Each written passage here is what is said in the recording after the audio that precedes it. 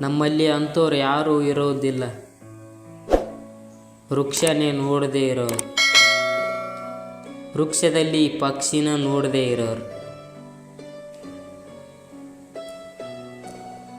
ಇವುಗಳ ಗೂಡನ್ನು ನೋಡದೇ ಇರೋರು, ಈ ಪಕ್ಷಿಗಳು ತಮ್ಮ ಪುಟ್ಟ ಪುಟ್ಟ ಮರಿಗಳಿಗೆ ಊಟ ಮಾಡಿಸೋದು ನೋಡದೇ ಇರೋರು,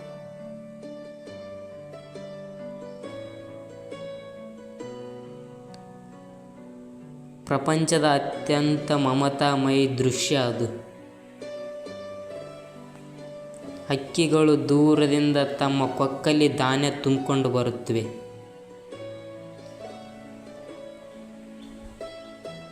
ಗೂಡಲ್ಲಿರುವ ಪುಟ್ಟ ಪುಟ್ಟ ಮರಿಗಳಿಗೆ ಕೊಕ್ಕಿನೊಳಗೆ ಹಾಕುತ್ತವೆ.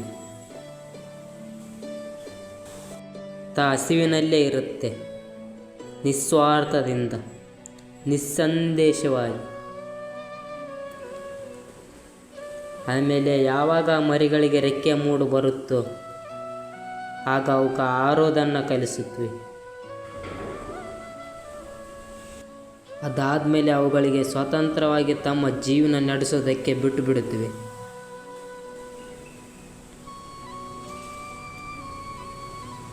ಈ ಆಕಾಶದಲ್ಲಿ ಹಾರಿಕೊಂಡು ಹೋಗೋಕೆ.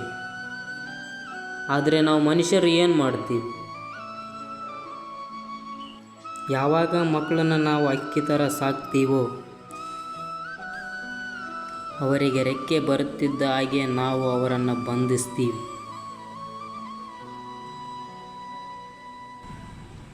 ಎಲ್ಲೇ ದೂರ ಆರೋಗ್ತಾರಂಥ ಯೋಚನೆಯಿಂದ.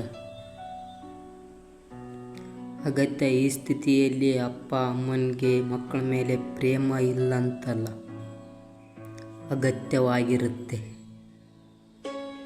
ಆದರೆ ಇಲ್ಲಿ ಪ್ರೇಮದ ಮೇಲೆ ಮೋಹದ ಭಾರ ಬೀಳುತ್ತೆ.